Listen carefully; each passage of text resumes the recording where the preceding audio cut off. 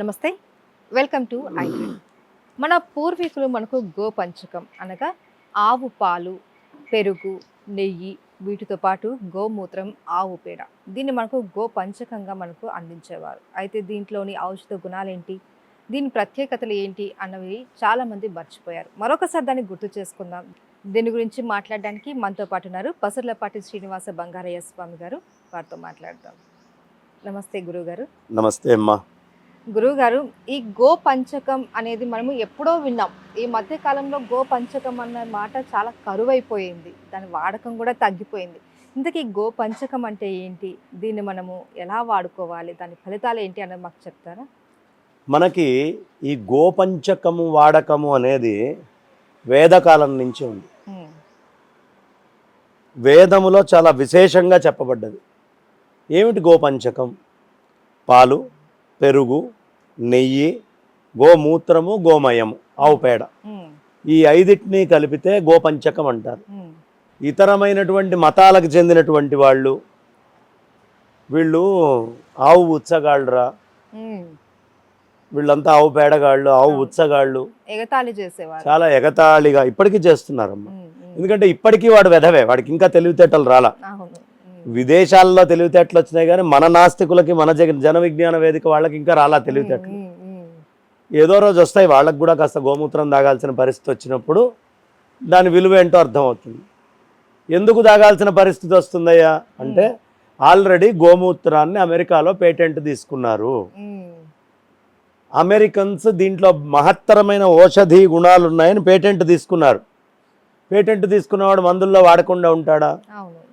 మరి ఇప్పుడు ఇప్పటిదాకా తిట్టిన ఇతర మతాలు నాస్తికులకి మందు ఇవ్వమని వాళ్ళు చెప్తారా? వాడమని వీళ్ళు చెప్తారా? వాళ్ళు చెప్తారు, వాడమని వీడు చెప్పలేడు. కాబట్టి తీసుకొని అందరూ అతి త్వరలో ఆవు ఉత్సగాళ్ళు కావాల్సిందే వాళ్ళ భాషలో.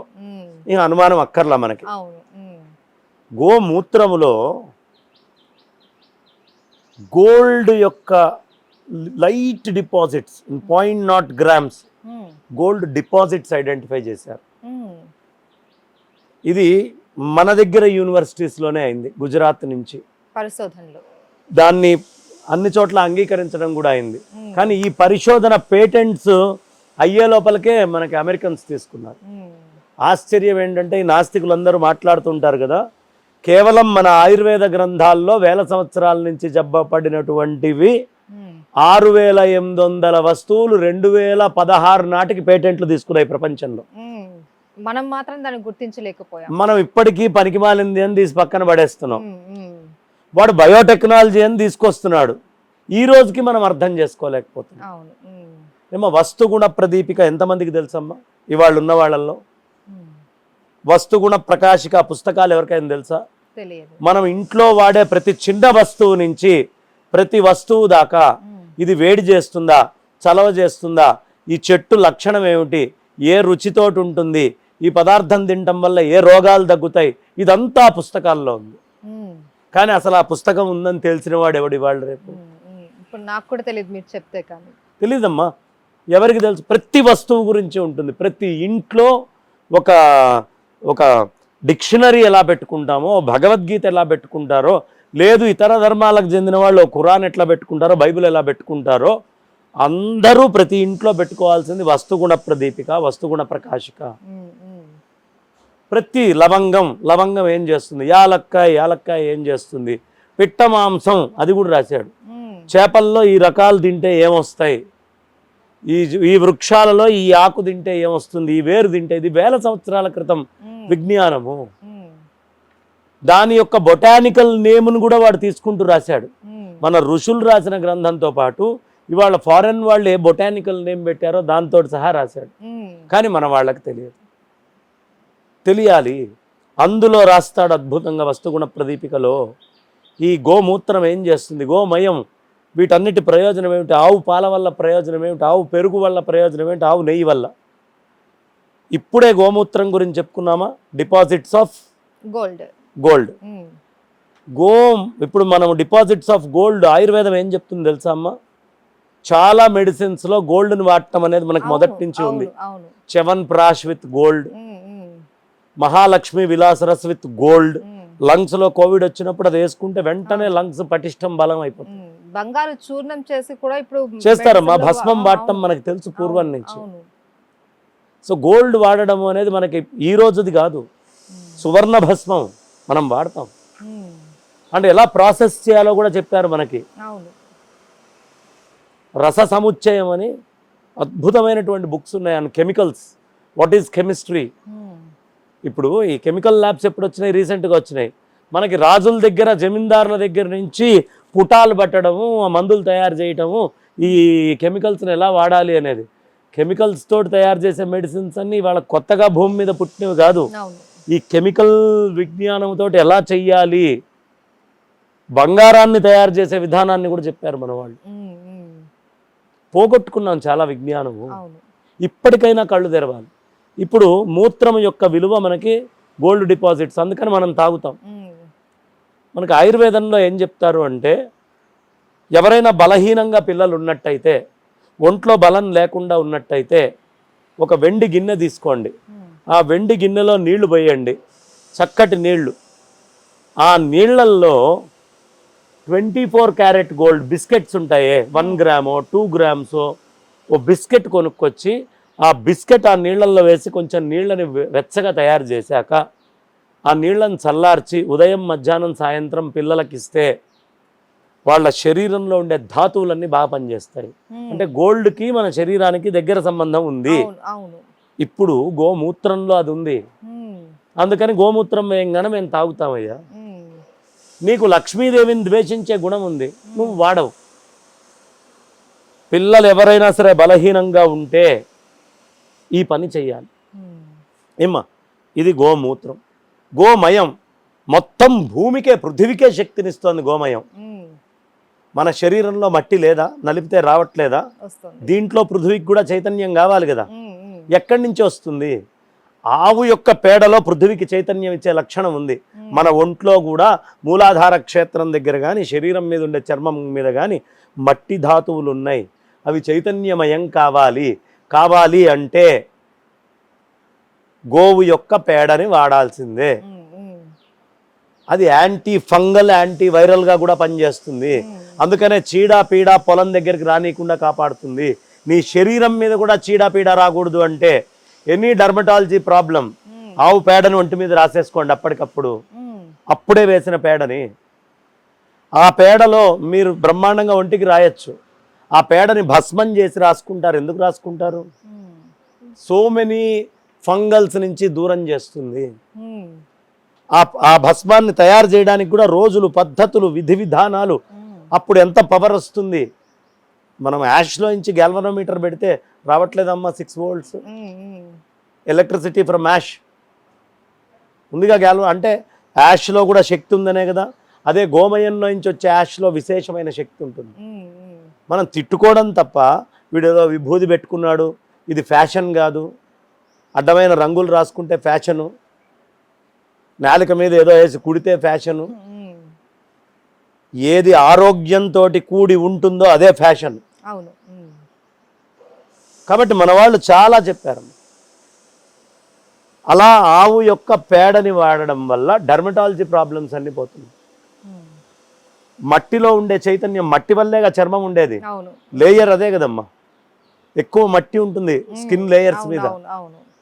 పేడ రాస్తే ఆ లేయర్స్ని మొత్తం చైతన్యమయం చేస్తుంది.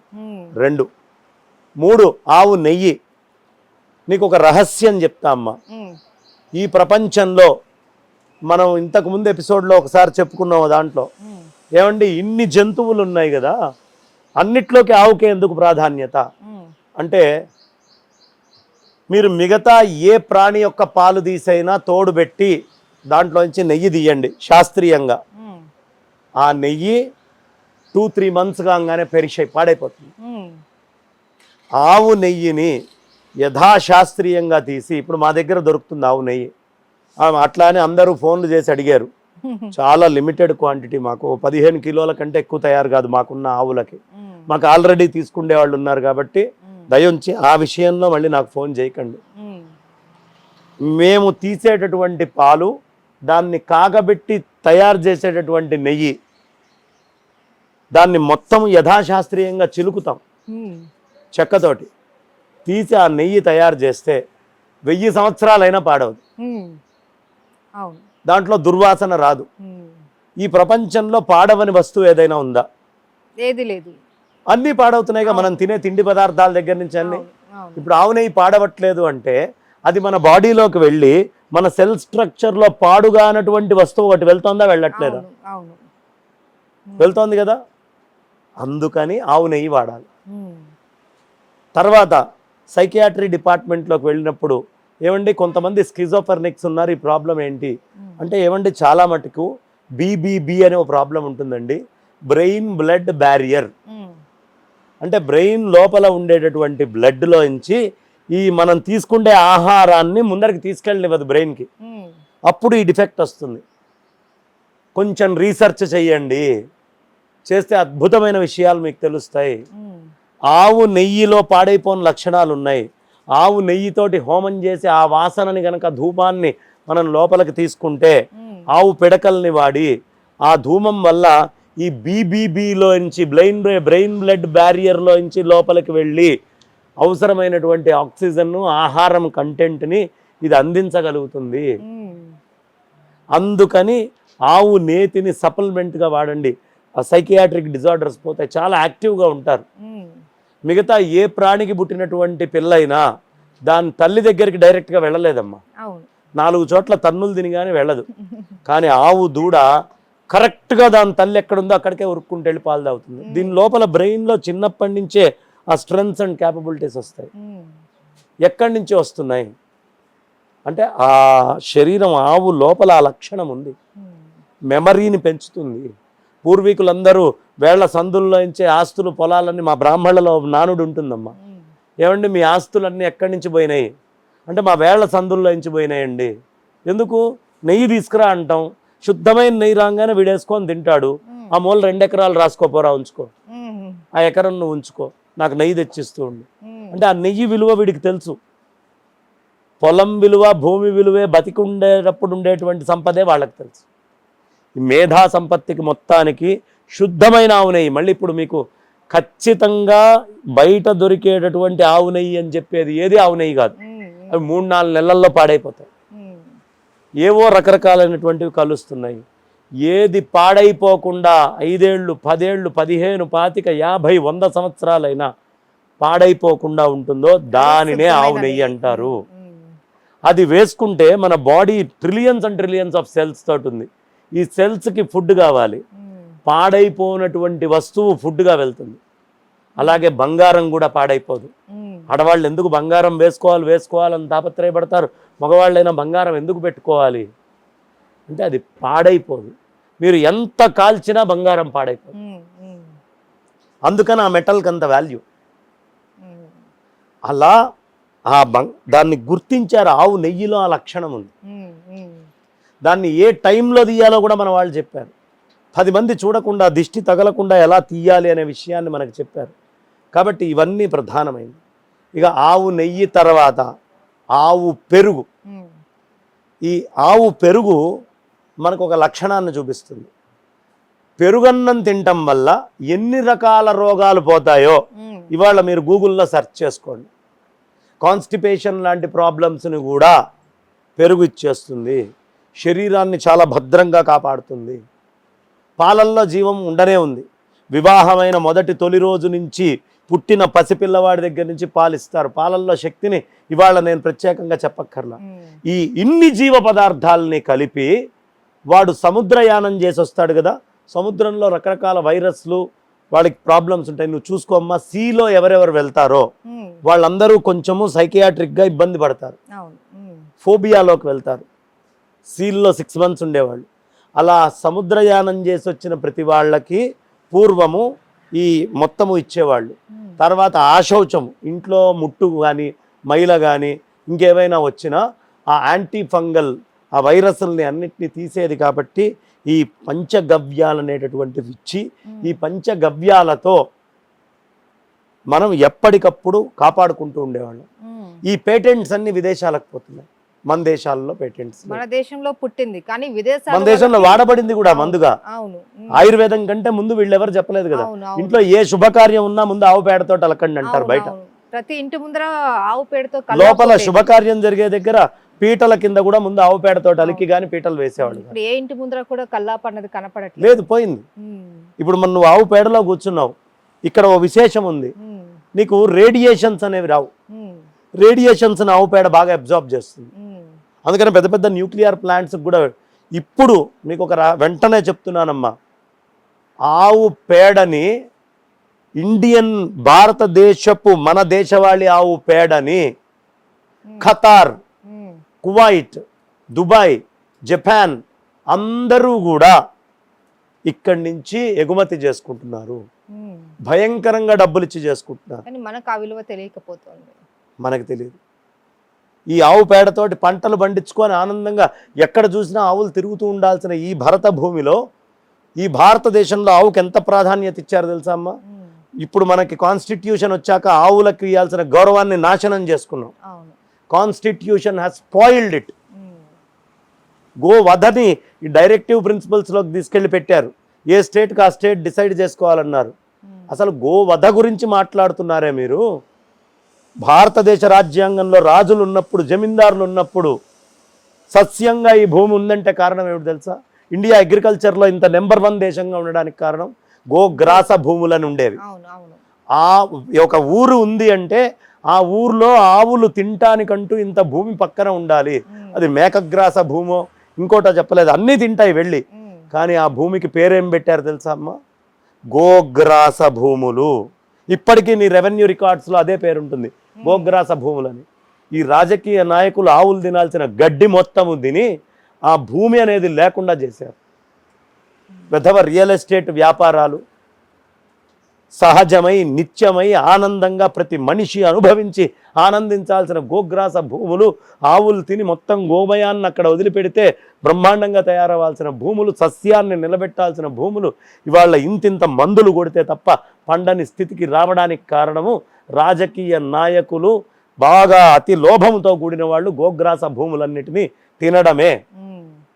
మళ్ళీ ఎప్పుడు ఈ భారతదేశంలో కాన్స్టిట్యూషన్లో గోగ్రాస భూములన్నీ రివైవ్ చేసి గోగ్రాస భూములు గోవులకే ఉండాలి అని గోవుకి ప్రాధాన్యత ఇస్తారో ఆ రోజు భారతదేశం మళ్ళీ అభివృద్ధి పదంలోకి వెళ్తుంది. అప్పటిదాకా ఇదే పరిస్థితుల్లో ఉంటుంది. కాబట్టి గోగ్రాస భూములు అనేది అవసరం. అందుకని ఈ సిక్నెస్లు, ఈ ప్రాబ్లమ్స్, సైకలాజికల్గా డిఫెక్ట్స్ లేకుండా ఉండడం ఇవన్నీ కూడా మనకి సహకరిస్తాయి.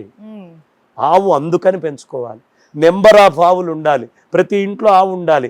ఆవు ఉంటే ఇంట్లో పిల్లల్లో ప్రాబ్లమ్స్ రావు, తద్వారా హెల్దీ భారతదేశం ఉంటుంది. అది కావాలి మనకి. అందుకని గోపంచకానికి అంత ప్రాధాన్యత ఇచ్చారమ్మ. ఈ ఒక్క గోపంచకం మీదే ఇవాళ రాత్రి దాకా మాట్లాడుకోవచ్చు మనం. అంత ఉంటుంది దాని యొక్క గొప్పతనం కానీ, అందులో ఉన్నటువంటి లాభాలు కానీ. అవునమ్మా. ఆరోగ్యపరంగా అన్ని విధాలుగాను. అవునమ్మా.